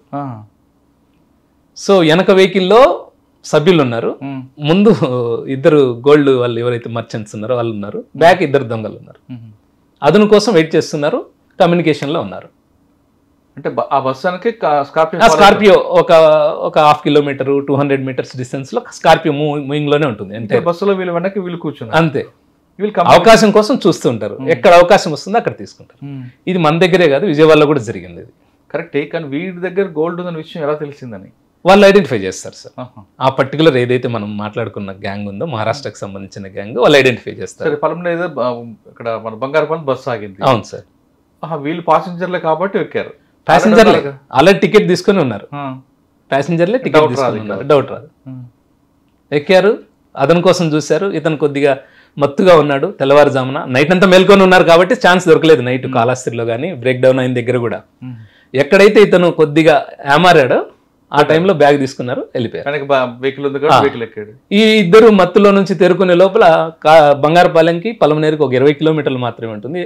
పలమనేరు దగ్గర విన్న తర్వాత కొద్దిగా వీళ్ళ దగ్గర ఇంకొక బ్యాగ్ ఉంది. బంగారం పోయిందని చెప్తే దీంట్లో ఇంకా దొంగలు ఉంటే ఏమన్నా ప్రాబ్లం అవుతుందన్న ఉద్దేశంతో వాడు డ్రైవర్కు కండక్టర్కి కూడా చెప్పరు. వాళ్ళు మా ఆర్టికల్స్ పోయినాయి, మా వస్తువు పోయింది, ఒకసారి వెండి అంటాడు, ఒకసారి వేరే వస్తువులు వినాయని చెప్తాడు. వాళ్ళకి అర్థం కాక ఏం చేస్తారంటే, సరే నువ్వు ఏదన్నా ఉంటే బెంగళూరు హెడ్ ఆఫీస్లో మా మార్నింగ్ స్టార్ ఆఫీస్లో మాట్లాడుకొని అక్కడ కంప్లైంట్ చేసుకుందరండి అని తీసుకెళ్ళిపోతారు. సో వాళ్ళకి అర్థం కాదు. ఇంకా వస్తే వాళ్ళు వచ్చి మన దగ్గర డీల్ చేయలేక మళ్ళీ అతన్ని ఓనర్ని పిలిపించుకోవడం ఇదంతా చేస్తారు. ఇంకో బ్యాగ్లో కూడా బంగారం ఉంది. ఉంది. అదెంత ఉంది? అది ఒక 11 కేజీలు మిగులుతుంది అమ్మగా. పోయింది 5.5 కేజీ, ఇంకొక 5.5 కేజీ ఇంకో బ్యాగ్లో ఉంటుంది. సార్ మీరు అన్ని యాంటిక్ జ్యువెలరీ సార్ ఇది. ఇందాక మనం మాట్లాడుకునేటప్పుడు యాంటిక్ జ్యువెలరీ అని ఒకటి ఉంటుంది. ఎలా ఉంటుందంటే లైక్ కాపర్ లాగా ఉంటుంది సార్. ఇది అదేలేండి, కలర్ చూడడానికి పేపర్ కలర్. అవును సార్, ట్రెడిషనల్ జ్యువెలరీ. అవును సార్. అవును సార్. ఇప్పుడు సీసీ కెమెరా ఫాలో అయింది కదా? అవును సార్. సీసీ కెమెరా లీడ్ వచ్చింది. అవును సార్. అంటే మీరు పూణే వరకు దాన్ని ఫాలో చేసుకుంటూ వెళ్ళారా? పూణే వరకు వెళ్ళలేకపోయాం సార్. కర్నూలు వెళ్ళిన తర్వాత మనకి ఇంకా రాలేదు. మళ్ళీ వాళ్ళు కొట్టి వాళ్ళు వెనక్కి వెళ్ళారా? వాళ్ళు వెళ్ళిపోయారు సార్. ఎటు వెళ్ళారు? టువర్డ్స్ సోలాపూర్ సైడ్ వెళ్ళారు. అంటే సోలాపూర్ అంటే ఇటు హైదరాబాద్ రూటే వెళ్ళారు. మెజారిటీ ఏం చేస్తారంటే టోల్ గేట్స్ అని అవాయిడ్ చేసుకుంటూ కొద్దిగా నెంబర్ ప్లేట్లు మార్చుకుంటూ పోతారు. మనకు వచ్చిన ప్రధానమైన క్లూ ఏంటంటే ఆ స్కార్పియో వెనకన రెజ్లర్ ఉంటాడు కదా సార్, కుస్తీ వీరుడు. ఆ కుస్తీ వీరుని ఒక స్టిక్కర్ ఉంటుంది. ఆ స్టిక్కర్ ని లాగేయడం వల్ల ఒక ఇంప్రెషన్ అట్లే ఉంది. ఆ స్టిక్కరే మమ్మల్ని కాపాడింది. ఆ స్టిక్కర్ పట్టుకొని వెళ్తాం మేము. ఆ స్టిక్కర్ పట్టుకొని వెళ్ళిన తర్వాత మాకు విజయవాడ పోలీసు వాళ్ళు అప్పటికే, అంటే మా దానికంటే ముందు జరగడం, అక్కడ మా బ్యాచ్మేట్ ఆఫీసర్ ఉండడం, వాళ్ళతో ఇంటరాక్ట్ అవ్వడం, వాళ్ళు కొన్ని నెంబర్లు ఇవ్వడం, ఆ కైండ్ ఆఫ్ నేరాలు చేసేమో క్రిమినల్స్ని అందరిని ఎగ్జామిన్ చేసుకోవడం, ఇదంతా చేసుకున్న తర్వాత మేము ఒక నెంబర్ను ఏదో రావడం, ఆ నెంబర్ను పట్టుకుంటే ఆ నెంబర్ జుజోరి అని ఒక ఏరియాలో పూణే రూరల్ జిల్లాలో ఉంది. ఒక టీం ఏమో ఉస్మానాబాద్లో ఉన్నాము, ఒక టీం ఏమో పూణేలో ఉన్నాము. నాలుగు దిక్కులు ఉన్నాం. నలుగురం ప్లేస్లోకి వచ్చాం. అందరం ఆ ప్లేస్కి వచ్చేసాం. జిజోరి అని ఏదైతే టౌన్ ఉందో ఆ టౌన్కి వచ్చేసాం. 200 లాడ్జీలు ఉన్నాయి. అప్పుడు ఇప్పటి మాదిరి ఎగ్జాక్ట్ లొకేషన్స్ వచ్చే పరిస్థితి కాదు. కైండ్ ఆఫ్ లొకేషన్స్ టైప్స్ ఉంటాయి. ఇంకా దాన్ని వెరిఫై చేస్తున్నాం. అందులో ఒక టవర్ అనేది ఒక 3 to 5 kilometers రేడియస్ వరకు మనకి సిగ్నల్స్ పాస్ చేస్తూ ఉంటుంది కాబట్టి ఎగ్జాక్ట్గా అంత అజిముతులు ఇదంతా ఇష్యూస్ ఉంటాయి. సో అక్కడ ఉన్నటువంటి అన్ని లాడ్జ్ల దగ్గర ఉన్నటువంటి వెహికల్స్ ను, పార్కింగ్ లాట్ని చెక్ చేస్తున్నాం. అరౌండ్ 5:30 ఆ ప్రాంతానికి వెహికల్ కనపడింది, మా వెహికల్ ఒక లాడ్జ్ దగ్గర. ఇంకంతే, అగైన్ మళ్ళీ కడపలో ఒక చల్లని బ్రీచ్ పని అయింది మనకి అని. వెహికల్ ఉంది కానీ వాడు ఉండుట కదా అంటే ధైర్యం సార్, వెహికల్ దొరికింది. ఫర్దర్ క్లూ ఉంటది కదా, నెక్స్ట్ స్టెప్ వేయడానికన్నా అట్లీస్ట్ హ్యాపీ అనిపించింది. మళ్ళీ వాడు వెహికల్ దగ్గరకు వచ్చాడా? మేము వెళ్ళాం సార్. వెళ్ళి రిసెప్షనిస్ట్ అడిగితే 8 మంది ఉన్నారు సార్ అని చెప్పాడు. 8 మంది రూమ్ తీసుకున్నారు, ఒకే రూమ్ లోనే ఉన్నారు అని చెప్పాడు.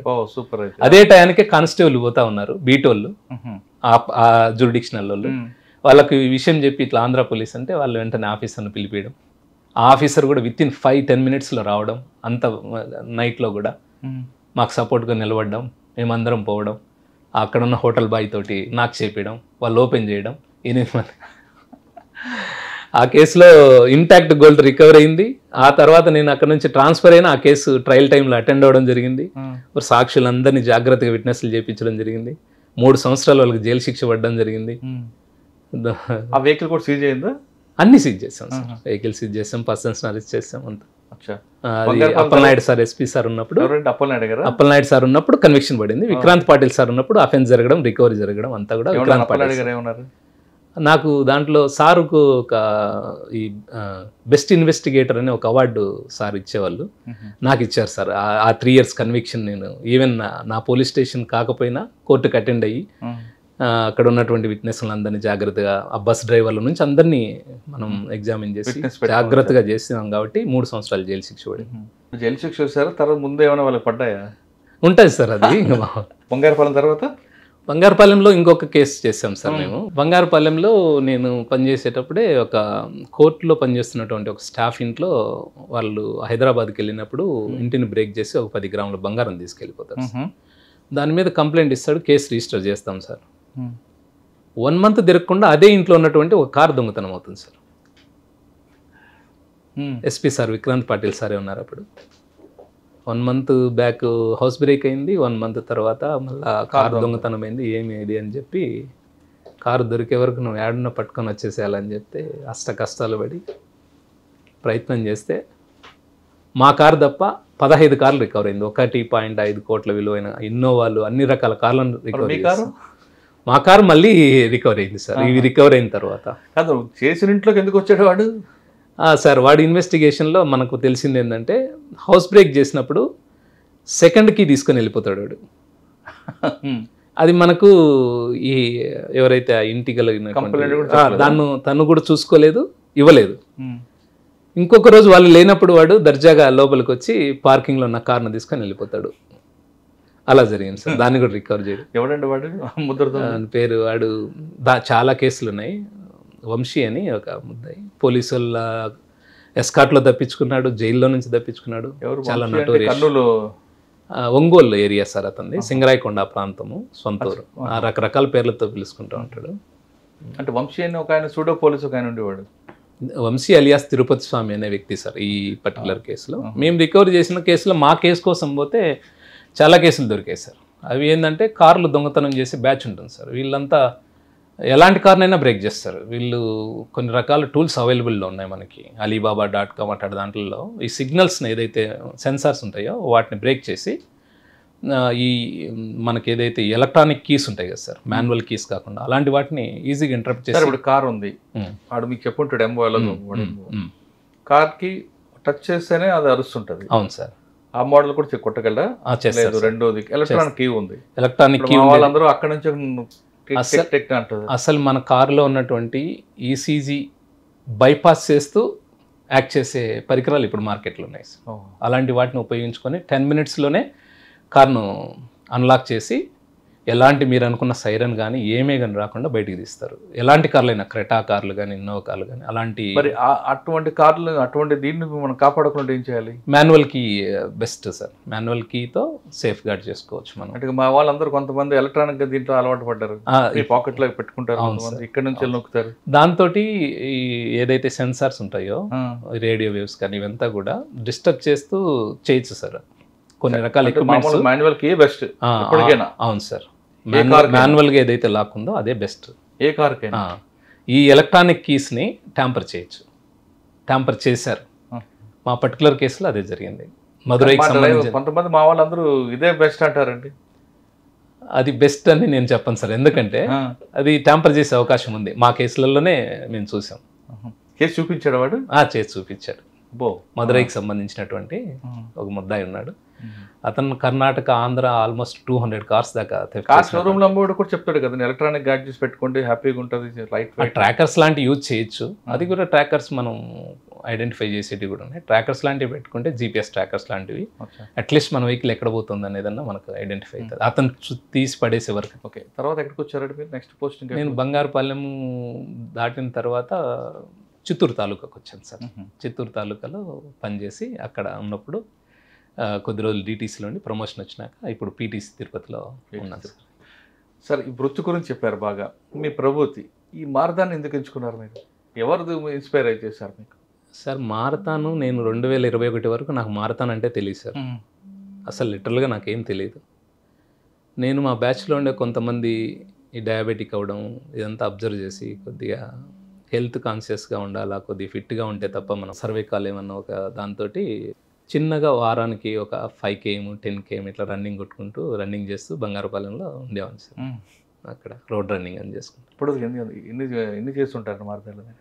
అదే సార్, నేను ఆ బంగారుపాలెంలో ఉన్నప్పుడే ఒకరోజు ఇంటర్నెట్లో చూశాను సార్, టీసీఎస్ వరల్డ్ 10K బెంగళూరులో పలానా తారీఖు జరుగుతూ ఉంది, రిజిస్ట్రేషన్ కావాల్సిన వాళ్ళు చేయండి అని.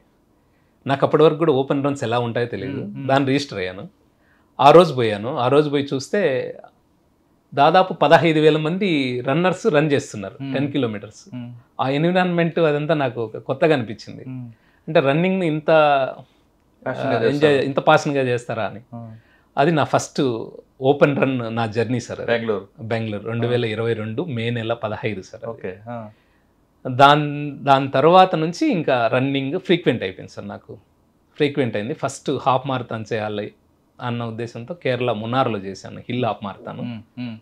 దాని తర్వాత 42 kilometers రన్ ఒకటన్నా చేయాలి, అట్లీస్ట్ ఫినిష్ లైన్ వరకు వెళ్ళగలుగుతామా లేదా చేయాలని 2023లో టాటా ముంబై మారథాన్ చేశాను సార్. 42 kilometers, 42.2 kilometers ఒక ఫుల్ మారథాన్. ఆ డిస్టెన్స్ని నేను ఫినిష్ లైన్ దగ్గరికి వెళ్తే చాలు అనేది నా కాన్సెప్ట్ ఉండే. 4 గంటల 20 నిమిషాలకు ఫినిష్ చేశాను సార్ నేను. 42 kilometers, 42.2 kilometers. ఎంత స్పీడ్లో ఉంది అంటే పర్ కిలోమీటరు ఒక 6.15 ఆ రేంజ్లో ఉంటుంది సార్. దాని తర్వాత దీని మీద కొద్దిగా బెంగళూరు బేస్డ్ ఒక పేస్ మేకర్స్ అనే ఒక ట్రైనింగ్ ఇచ్చే ఒక ఉంది సార్. అది వాళ్ళతో టైఅప్ అవ్వడం, వాళ్ళతో కాంటాక్ట్ అవ్వడం, వాళ్ళ ట్రైనింగ్ తీసుకోవడం. ఇదే టైంలో నేను ఎక్స్లో ఒక పర్సన్ బాగా రన్నింగ్ చేస్తూ ఉన్నాడు సార్. అది మేము ఉంటున్న చిత్తూరు పరిసర ప్రాంతాల్లో రన్నింగ్ చేస్తూ ఉంటే అతన్ని గురించి ఆ విలేజ్ కనపడుతుంది మనకి, మ్యాపింగ్ అంతా ఉంటుంది గూగుల్ మ్యాప్. అక్కడ పనిచేస్తున్న మా హెడ్ కానిస్టేబుల్ చెప్పి పలానా పర్సన్ ఎవరు ఎంక్వైరీ చేసి కొద్ది కాంటాక్ట్ ఇవ్వమంటే అతను కాంటాక్ట్ ఇచ్చిన తర్వాత తను పరిచయం అయ్యాడు, సునీల్ కుమార్ కోయి అని. అతను పరిచయం అయిన తర్వాత నా లైఫ్, నా మారథాన్ జర్నీనే మారిపోయింది సార్. వాళ్ళు సునీల్ కుమార్తో పాటు తిలక్ అనే ఒక అన్న ఉన్నాడు, సురేష్ రాథోడ్ అని, అలాగే మంజునాథ్ అని, నలుగురు ఉన్నారు. వాళ్ళని నేను బిగ్ 4 అంటాను. ఇండియన్ రన్నింగ్ కమిటీలో మంచి రన్నర్స్ సార్ వాళ్ళందరూ ఆల్రెడీ బోస్టన్ చేశారు వాళ్ళు పరిచయం అవ్వడం, వాళ్ళు అప్పటి నుంచి నన్ను గైడ్ చేస్తూ మెంటర్స్గా, కోచ్లుగా నాకు అన్ని వాళ్ళు. ఎన్ని చేస్తుంటారండి మీరు? నేను ఇప్పటివరకు 2 సార్లు టాటా ముంబై మారథాన్ చేశాను సార్. 2023లో, 2024లో అదే టాటా ముంబై మారథాన్ను 3 గంటల 19 నిమిషాల్లో చేశాను. రీసెంట్గా జరిగినటువంటి ఈ మన 2024 టాటా ముంబై మారథాను 3:31 మినిట్స్లో చేశాను సార్. మొన్న జరిగిన న్యూఢిల్లీ మారథాన్లో 3 గంటల 26 నిమిషాల్లో కంప్లీట్ చేశాను సార్. నాకు వీళ్ళు ఈ రన్నింగ్ కమ్యూనిటీలోకి వచ్చాక ఫ్రెండ్స్ పరిచయం అవ్వడము, నా మెంటర్స్ వాళ్ళు, ఇదంతా తర్వాత బోస్టన్ అనే ఒక మారథాన్ ఉంది సార్. మనకి వరల్డ్ మేజర్స్ ఒక 6 మేజర్స్ ఉన్నాయి. ఇప్పుడు కొత్తగా సిడ్నీ కూడా యాడ్ అయింది, 7 మేజర్స్. దాంట్లో oldest marathon Boston marathon sir. అది రన్నర్స్కి ఒక మక్కలాగా, రన్నింగ్ కమ్యూనిటీలో ఉండే ప్రతి ఒక్కరూ కూడా బోస్టన్లో రన్ చేయాలని కోరుకుంటారు సార్. దాని మీద నాకు ఇంకా దీంట్లోకి ఇన్వాల్వ్ అయిన తర్వాత ఎట్లయినా బోస్టన్ మారథాన్ చేయాలి అనే ఒక లక్ష్యం పెట్టుకొని స్టార్ట్ చేశాను. ఇప్పుడు ట్రైనింగ్ అవుతున్నాను. అది సాధించాలంటే నేను 3 గంటల లోపల ఇక్కడ ఇండియాలో ఏదైనా ఇంటర్నేషనల్ అథ్లెటిక్స్ సంబంధించినటువంటి ఆ ఫెడరేషన్ వాళ్ళ ఆర్గనైజ్డ్ ఈవెంట్లో 3 అవర్స్ లోపల రన్ చేస్తే బోస్టన్కి మనకు వీసా కానీ అక్కడ రన్ చేయడానికి అవకాశం కానీ దొరుకుతుంది. మీ గోల్ దాన్ని గోల్గా మీరు చేస్తున్నారు కదా, మీ డిపార్ట్మెంట్ సపోర్ట్ ఉందా? ఉంటుంది సార్, ఎంకరేజ్ చేస్తారు బ్యాచ్మేట్స్ కానీ, ఆఫీసర్స్ కానీ. సెలవులు కావాలన్నారు సార్. సార్ మీరు మారథాన్ చేస్తున్నారు, ఫిట్నెస్ కరెక్ట్గా ఉంది సార్. మీ డైట్ ఏంటండి? డైట్ అంతా కూడా నేను ఫిట్నెస్ ట్రైనర్ని ఒకరిని పెట్టుకున్నాను సార్. అంటే ఒక పాయింట్ వరకు బాగానే ఉంటుంది సార్ రన్నింగ్. కొద్దిగా అడ్వాన్స్ లెవెల్కి వెళ్ళాలంటే ఇంజురీ అయ్యే అవకాశం ఉంటుంది. దట్ ఆఫ్టర్ 40 తర్వాత కొద్దిగా ఇంకా ఎక్కువ ఇంజురీ అయ్యే అవకాశం ఉంటుంది మనం ప్రాపర్ ప్రికాషన్స్ తీసుకోకపోతే. సో దానికి 100% మనం జిమ్ చేయాల్సి వస్తుంది. ఒక 2 to 3 డేస్ వీక్లీలో జిమ్ను పెట్టుకోవాలి. తీసుకునే డైట్ జాగ్రత్తగా ఉండాలి. వెయిట్ చాలా ఇంపార్టెంట్. రికవరీ, స్లీప్ అన్నీ కూడా చాలా ప్రభావం చూపిస్తాయి సార్ రన్నింగ్ మీద. డైట్లో రైస్ ఉంటుందా? రైస్ ఉంటుంది సార్. ఆఫ్టర్నూన్ మాత్రమే రైస్ ఉంటుంది మెజారిటీ. అంటే వెజ్, నాన్ వెజ్ అన్నీ ఉంటాయి. నేను వెజిటేరియన్ ఎక్కువ ప్రిఫర్ చేస్తాను సార్. వెజిటేరియన్ ఎక్కువ తీసుకుంటాను. అంటే వెజిటేరియన్ మెయింటైన్ చేస్తే అంత ఫిట్నెస్ వస్తుందా మీకు? వస్తుంది సార్. దానికి నాన్ వెజ్ తినాలని, ఎగ్ తినాలి అంటారు. ఎగ్ తీసుకుంటాం సార్. ఎగ్ తీసుకుంటాము ప్రోటీన్ కోసము. ప్రోటీన్ బేస్డ్ డైట్ ఎక్కువ ఉంటుంది. కొద్దిగా వెయిట్ జాగ్రత్తగా ఉండాలి సార్. ఎందుకంటే ఒక అడ్వాన్స్ లెవెల్ రన్నింగ్ చేయాలి, కొద్దిగా స్పీడ్ పెరగాలి అంటే మనం ఒక వాటర్ బాటిల్ పట్టుకొని రన్ చేయాలంటే కష్టం అవుతుంది సార్. 1 లీటర్ వాటర్ బాటిల్ పట్టుకొని రన్ చేయాలి సార్. మీరు 5 years నుంచి చేస్తున్నారు కదా? 2022 సార్. 22లో సీరియస్గా స్టార్ట్ చేశాను. 4 years సార్. 4 years వెళ్తున్నప్పుడు ఎప్పుడైనా ఇంకెంతకాలం పరిగెడతామని అనిపించిందా? లేదు ఇంకా మీరు అన్నట్లు బోస్టన్కి వెళ్దాం అనుకున్నారా? లేదు ఒక్కోసారి హెల్త్ ఇష్యూస్ వచ్చినప్పుడు వద్దురా అనుకున్నారా? వచ్చాయి సార్. నాకు లాస్ట్ ఇయర్ కూడా నేను 4 months ఇంజూరీ అయ్యాను. కొద్దిగా ప్రాపర్గా వామప్, కూల్ డౌను, ఈ స్ట్రెంథనింగ్ ఎక్సర్సైజెస్ ఇదంతా చేసుకోవాలి సార్. చాలా అంటే చాలా జాగ్రత్తగా డిసిప్లిన్గా ఉండాలి సార్. ప్రతి దాంట్లో డిసిప్లిన్గా ఉండాలి. 4 కర్లలో వేయాలి, రన్నింగ్ చేసుకోవాలి, మళ్ళీ ఆఫీస్ని అంతా కూడా బ్యాలెన్స్ చేసుకోవాలి, జిమ్కి వెళ్ళాలి, అంతా ప్రాపర్గా ఉండాల్సి వస్తుంది సార్. అంటే ముందు ఎవడం దొంగ పరిగెడితే 5 నిమిషాలు పట్టుకుంటారు. అలానే ఏం లేదు సార్, అలానే ఏం లేదు, పరిగెత్తాము ప్రాక్టీస్ చేస్తున్నాం అనుకోండి. మీరు ప్రజెంట్ అయితే ఫిట్గానే ఉన్నాం కాబట్టి ప్రయత్నం చేస్తారు సార్. ఫైనల్గా చెప్పండి, మీ గోల్ ఏంటండి? మా బోస్టన్ వెళ్ళడం చేయడం కాకుండా ప్రొఫెషనల్గా సార్ ఈ బోస్టన్ రన్ అయిపోయిన తర్వాత తిరిగి మళ్ళీ లా అండ్ ఆర్డర్లోకి రావడం. లా అండ్ ఆర్డర్లో 10 మందికి సహాయపడాలి, మన స్టేషన్కి వచ్చే వాళ్ళల్లో 10 మందికి ఉపయోగపడాలి. అలాగే డిపార్ట్మెంట్ యొక్క ఏదైతే ఇమేజ్ ఉందో దాన్ని కాపాడుకుంటూ సీనియర్ ఆఫీసర్ల ఇన్స్ట్రక్షన్స్ను ఫాలో అవుతూ ఇంకా మన చేతనైనంత వరకు ఎవరైతే నీడీ మన దగ్గరికి వస్తారో వాళ్ళకి సహాయపడాలి అనేదే ఉద్దేశం సార్. సార్ మీకు ఆంధ్రప్రదేశ్ ప్రభుత్వం నుండి పోలీస్ డీజీపీ గారి నుండి ఏబీసీ అవార్డు పెట్టుకుంటారు. ఏబీసీ అవార్డు వచ్చింది? ఏ కేసుకి వచ్చింది? 2 కేసులకు వచ్చాయి సార్. ఒకటి మనం ఇందాక మాట్లాడుకున్న 5.5 kg బంగారు చోరీ కేసులో ఏబీసీ అవార్డు వచ్చింది. 2 వచ్చాయి. హ్యాట్రిక్ తీసుకోవాలి అని ఉంది. పోలీస్ డిపార్ట్మెంట్లో రామకృష్ణ గారు రోడ్ మోడల్. ఆయనది ఒక ఇన్స్పైర్ స్టోరీ. కానిస్టేబుల్గా డిపార్ట్మెంట్కి వచ్చిన అక్కడితో ఆగిపోకుండా ఇంకొంచెం ముందుకు వెళ్ళాలి అనే కసితో ఆయన ఫస్ట్ టైం ఫెయిల్ అయినా సెకండ్ టైం ఎస్ఐగా సెలెక్ట్ అయ్యారు. ఎస్ఐగా సెలెక్ట్ అయ్యి మంచి మంచి కేసులు బ్రేక్ చేయడం, కొంతమంది ఆఫీసర్లతో టీం వర్క్ చేసుకుంటూ ఇన్వెస్టిగేషన్ పార్ట్లో వెళ్ళడం, బెస్ట్ ఇన్వెస్టిగేషన్ ఆఫీసర్గా ఒక మంచి అవార్డు తీసుకున్న ఇంకా ఆయనలో ఒక చిన్న అసంతృప్తి, అదే మారదాన్. అందులో కూడా మారదాన్లో కూడా చాలా మారదాన్లు బాంబే టాటా మాల్ కానీ లేదా బాంబేలో కానీ బెంగళూరులో కానీ మున్నార్లో చేసిన ఈసారి గోల్ పోస్ట్ అని పెట్టుకున్నారు. పోస్ట్ అని మారదాన్ ఖచ్చితంగా సక్సెస్ అవుతారు. అయిన తర్వాత కూడా మరొకసారి ఇంటర్వ్యూ చేద్దాం. అయితే ఆయన చెప్పింది ఇంపార్టెంట్. మారదాన్ విషయం పక్కన పెడితే ప్రొఫెషనల్ ఇంపార్టెంట్. ప్రొఫెషనల్ని పర్సనల్ రెండు కలపకుండా రెండు మేనేజ్ చేసి చేయడం అనేది ఆయనకు ఒక స్పెషాలిటీ. పర్సనల్గా తీసుకోకుండా ప్రొఫెషనల్లో పోలీస్ ఇమేజ్, ఇక్కడ యూనిఫామ్ ఉంటే మీద యూనిఫామ్ ఉంది కాబట్టి ఆ యూనిఫామ్ ఇమేజ్ని ఎక్కడ దెబ్బతినకుండా, ఆ లెగసీ ఎక్కడ కాపాడుకుపోకుండా జాగ్రత్తగా చేయడమే తన గోల్ అంటున్నారు రామకృష్ణ గారు. ప్రతి ఒక్కరు కూడా ఎక్కడ వచ్చామో అక్కడితో అయిపోకుండా ఆయనది ఒక ఇన్స్పైర్గా తీసుకొని చాలామంది ముందుకు వెళ్తే భారతదేశంలో మీలాంటి రామకృష్ణ లాంటి వాళ్ళు కానీ మీలాంటి యువకులు ఎక్కడో ఉంటారు, ఎక్కడో ఉంటుంది, భారతదేశ పేరు కూడా మారిపోతుందంటూ ఎలాంటి సందేశం లేదు. ఇది రామకృష్ణ గారితో ఎక్సలెంట్ ఇంటర్వ్యూ. వచ్చే వారం మరో గెస్ట్తో మళ్ళీ కలుద్దాం. అంతవరకు నమస్తే. థ్యాంక్ యూ అండి. Thank you very much.